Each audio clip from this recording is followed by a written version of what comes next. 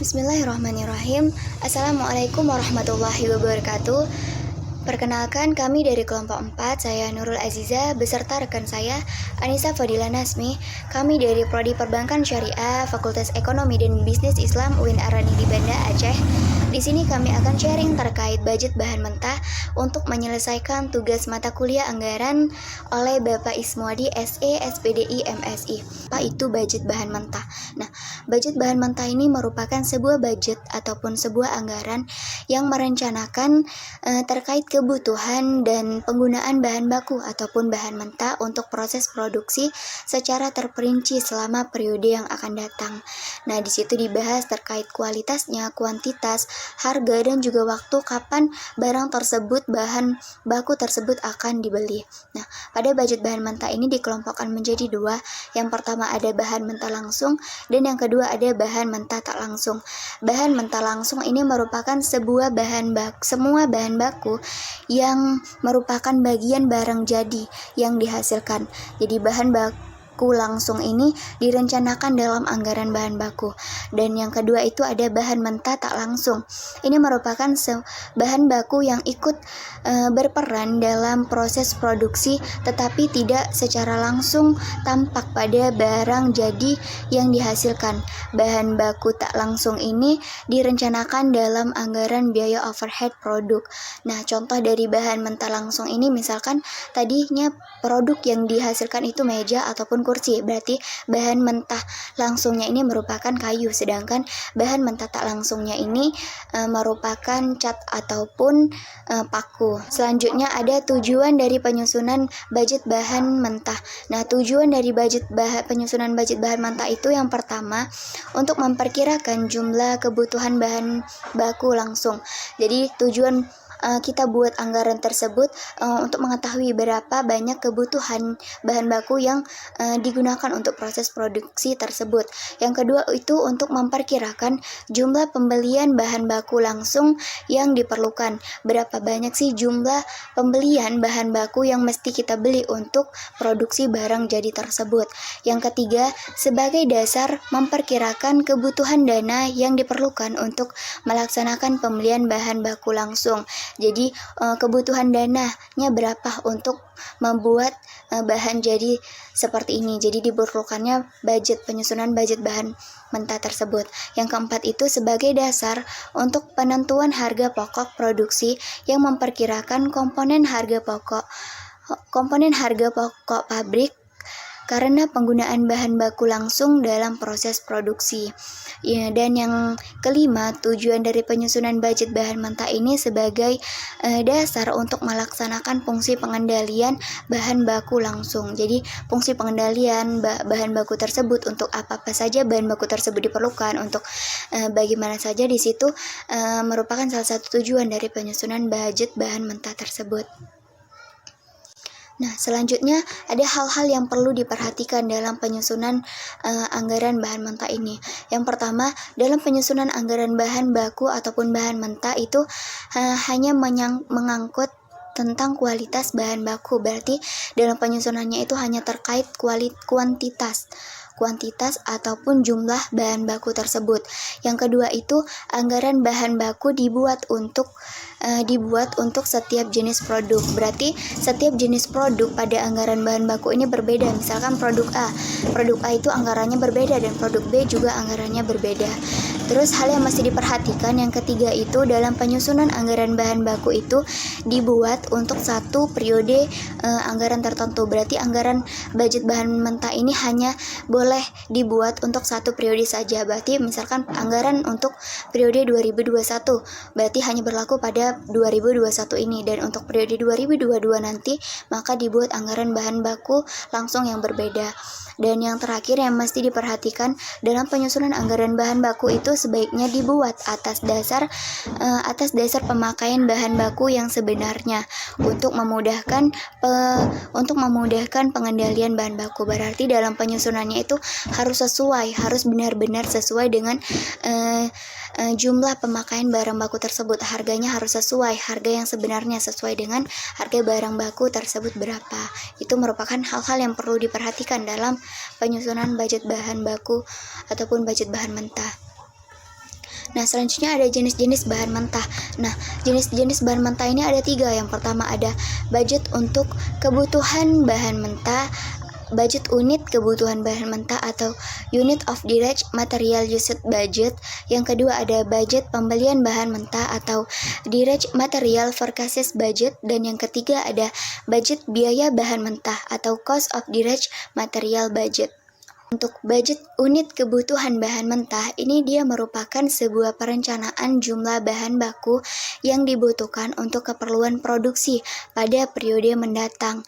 Yang disusun ini untuk merencanakan jumlah fisik bahan mentah langsung yang diperlukan untuk proses produksi tersebut, bukan terkait dengan jumlah rupiahnya, tetapi terkait jumlah fisiknya, terkait jenis barang apa jadi yang akan dihasilkan, lalu ada jenis bahan baku yang digunakan, ada bagian-bagian yang dilalui dalam proses produksi, dan juga ada standar dalam penggunaan bahan baku tersebut, dan juga ada waktu penggunaan bahan baku tersebut. Nah, itu dia dirincikan dalam budget ataupun anggaran unit kebutuhan bahan mentah tersebut. Nah, selanjutnya ada kegunaan dari budget unit kebutuhan bahan mentah. Nah, secara umum sendiri semua budget itu kegunaannya itu ada 3. Yang pertama itu sebagai pedoman kerja, berarti sebagai pedoman kita untuk melaksanakan suatu pekerjaan tersebut. Terus selanjutnya itu ada alat manajemen untuk menciptakan koordinasi kerja, berarti budget itu berfungsi sebagai pengkoordinasi ataupun pengatur pekerjaan tersebut. Dan yang terakhir itu dia sebagai alat manajemen untuk melakukan evaluasi ataupun untuk melakukan pengawasan kerja. Nah, itu fungsi budget secara umum. Dan secara khususnya fungsi budget unit kebutuhan bahan mentah ini ada 2. Yang pertama itu sebagai dasar untuk menyusun budget pembelian bahan mentah. Nah, karena jumlah satuan ataupun unit bahan mentah yang akan dibeli itu ditentukan oleh berapa banyak satuan ataupun unit bahan mentah tersebut dibutuhkan untuk proses produksi. Jadi budget ini dia berfungsi sebagai budget pembelian bahan mentah. Selanjutnya yang kedua itu fungsi dari budget unit kebutuhan bahan mentah itu sebagai dasar untuk menyusun budget biaya bahan mentah. Karena dalam menyusun budget biaya bahan mentah itu kan besarnya biaya bahan mentah itu ditentukan oleh berapa banyak satuan ataupun unit bahan mentah ataupun bahan baku yang dibutuhkan untuk proses produksi, sehingga tujuan kegunaan dari penyusunan budget unit kebutuhan bahan mentah tersebut sebagai penentuan budget biaya bahan mentah dan juga sebagai budget pembelian bahan baku. Nah, dalam menyusun budget unit kebutuhan bahan mentah ada beberapa faktor yang harus dipertimbangkan, yaitu ada data, ada informasi, dan juga pengalaman. Nah, data dan informasi yang diperlukan untuk menyusun budget unit kebutuhan bahan mentah itu ada yang pertama itu dia memperkirakan produksi dalam budget unit yang akan diproduksi. Berarti kita tuh harus mengetahui perkiraan produksi, berapa budget ataupun berapa anggaran yang akan dibutuhkan untuk proses produksi tersebut. Dan ada juga berdasarkan perhitungan standar penggunaan barang. Berarti setelah kita mengetahui standar penggunaan barangnya berapa, jadi kita tuh bisa untuk menyusun budget unit kebutuhan bahan mentah tersebut. Nah, selanjutnya itu ada budget pembelian bahan mentah. Nah, jenis yang kedua dari budget bahan mentah tersebut tadi ada budget pembelian bahan mentah. Nah, budget pembelian bahan mentah ini dia direncanakan secara sistematis dan lebih terperinci tentang pembelian bahan mentah. Gunanya untuk memenuhi kebutuhan terkait produksi dari waktu ke waktu ataupun dari bulan ke bulan selama periode tertentu yang akan datang. Nah, pada budget pembelian bahan mentah ini di dalamnya itu dia mencakup perencanaan tentang jenis atau tentang kualitas bahan mentah yang akan dibeli. Lalu ada jumlah ataupun kuantitas bahan mentah yang akan dibeli itu, ada harga belinya dan waktu kapan bahan mentah itu akan dibeli. Yang semua itu tercantum dalam budget ataupun anggaran pembelian bahan mentah ini. Dan untuk selanjutnya akan dijelaskan oleh rekan saya. Penggunaan dari budget pembelian bahan mentah yaitu secara khusus budget pembelian bahan mentah mempunyai beberapa kegunaan, diantaranya yaitu sebagai dasar untuk menyusun budget biaya bahan mentah, karena pada dasarnya nilai biaya bahan mentah ditentukan oleh harga beli dari bahan mentah yang bersangkutan. Yang kedua yaitu sebagai dasar untuk menyusun budget kas. Nah, apabila pembelian dilakukan secara tunai, maka akan mengakibatkan pengeluaran kas. Yang ketiga yaitu sebagai dasar untuk menyusun budget utang, karena apabila pembelian yang dilakukan secara utang atau kredit, maka akan mempengaruhi utang perusahaan. Selanjutnya yaitu menyusun budget pembelian bahan mentah. Nah, untuk menyusun budget pembelian bahan mentah diperlukannya data dan informasi agar dapat menyusun budget pembelian bahan mentah. Nah, diantaranya yaitu rincian kebutuhan bahan mentah untuk menjalankan proses produksi. Yang kedua yaitu biaya-biaya yang diperlukan untuk proses produksi. Yang ketiga yaitu resiko yang bersangkutan mengenai penyimpanan bahan mentah di gudang. Nah, resiko ini sendiri ada dua, yaitu resiko besar dan resiko kecil.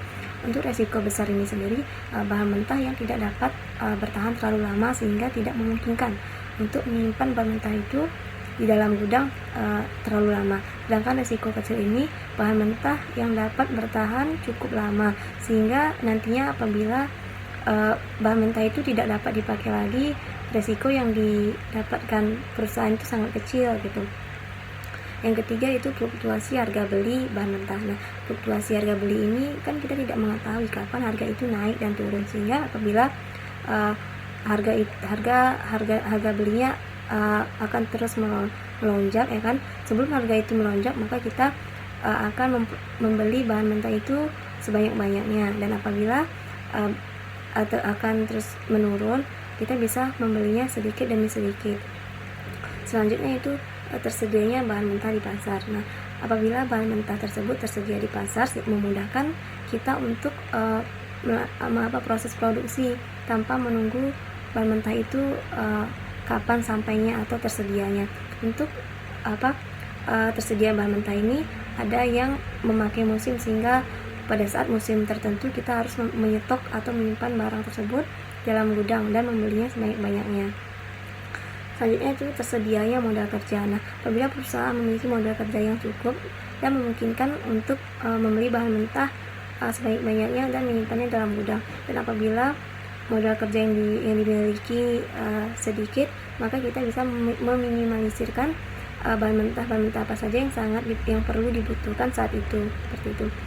Yang terakhir itu kebijakan perusahaan di bidang persediaan bahan mentah. Nah, untuk ini kebijakan perusahaan itu yaitu perusahaan mengatur mengenai persediaan yang kapan dimasukkan, kapan dikeluarkan, seperti itu. Selanjutnya yaitu hal yang perlu diperhatikan oleh perusahaan selain besarnya kebutuhan bahan mentah, juga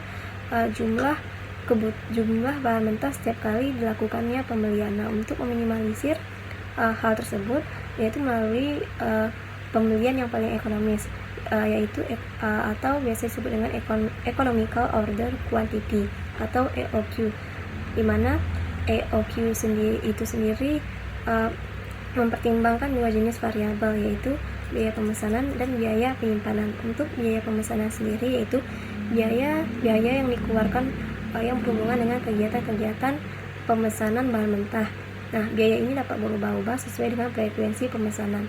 Semakin tinggi frekuensi, maka semakin tinggi pula biaya pemesanannya. Nah, untuk contohnya yaitu biaya persiapan pemesanan, biaya administrasi, biaya pengiriman pesanan, biaya mencocokkan pesanan yang masuk, dan biaya mempersiapkan order pembayaran. Selanjutnya itu biaya penyimpanan. Untuk biaya penyimpanan ini sendiri yaitu biaya yang sehubungan dengan penyimpanan bahan mentah yang telah dibeli. Nah, biaya ini juga berubah-ubah sesuai dengan jumlah bahan mentah yang akan disimpan. Nah, semakin besar jumlah bahan mentah yang akan disimpan, maka semakin besar juga biaya penyimpanannya. Contohnya yaitu biaya pemeliharaan, biaya asuransi, administrasi, dan biaya perbaikan kerusakan. Untuk menghitung economical order quantity itu dengan menggunakan rumus EOQ sama dengan akar 2 kali P kali R per K kali U. Untuk keterangannya yaitu P sama dengan biaya pemesanan, R kebutuhan bahan mentah selama periode tertentu, dan K biaya penyimpanan yang dinyatakan dalam suatu presentase persediaan rata-rata. Yang U yaitu hasil beli satuan bahan mentah. Selanjutnya contoh dari economical order quantity yaitu sebagai berikut. Perusahaan Multijaya Roti memperkirakan kebutuhan bahan mentah selama tahun 2006 yaitu 1.800 kg. Nah, setiap kali dipesan akan dikeluarkan biaya sebesar Rp100 sebagai biaya perangkonya. Harga per kilo bahan mentah adalah Rp250. Untuk biaya penyimpanan sebesar 40% dari persediaan rata-rata.